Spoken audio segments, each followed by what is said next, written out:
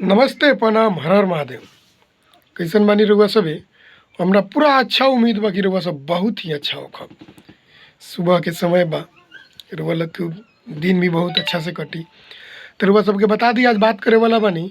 सबसे पहले रउआ सब देख रहल बानी पीकेपी भोजपुरी यूट्यूब चैनल, और हम बानी आप सबके छोट भाई प्रेम कुमार प्रेमी। रउआ सबके बता दी कि आज ऐसन गाना के बारे में बात करे वाला बानी अरविंद अकेला कल्लू जी, भोजपुरी के एक बहुत ही बढ़िया स्टार कलाकार अरविंद अकेला कल्लू जी। वहाँ के album world wide record Bhojpuri YouTube channel से रिलीज कल गई बा। उठ लाली डिलीट ना करब, बहुत ही शानदार एल्बम बा। रउआ सब भी एल्बम के देखी, ढेर सारा प्यार आशीर्वाद दी। उठ लाली डिलीट ना करब।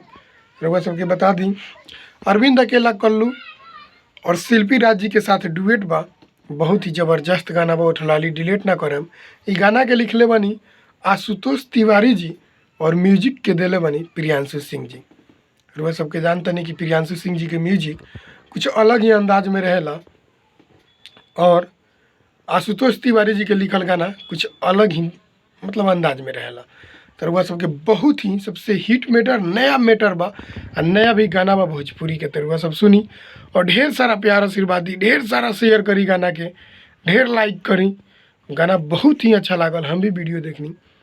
उठ लाली डिलीट ना करब world wide record Bhojpuri YouTube channel से ही गाना के रिलीज कर गई बा। अरविंद अकेला अरविंद अकेला कल्लू और शिल्पी राज जी के साथ डुएट बा। आशुतोष तिवारी जी के लिखल गाना और प्रियांशु सिंह जी के बनावल म्यूजिक बहुत ही ज़बरदस्त। दोनों तीनों आदमी चारों आदमी के मिला के कुछ अलग ही पहचान बनल बा। तो रउआ सब भी देखी गाना के, और ढेर सारा प्यार आशीर्वाद दी, ढेर सारा शेयर करी, और हमार वीडियो के भी ढेर लाइक शेयर कमेंट जरूर करके बताएं कि गाना कैसन लागल। और जैसे भी बा कि हमार पीकेपी भोजपुरी यूट्यूब चैनल के सब्सक्राइब भी जरूर करम अगर नहीं कैले तो, क्या कि हर एक अपडेट रउआ सबके भोजपुरी के मिलत रहे। प्रणाम।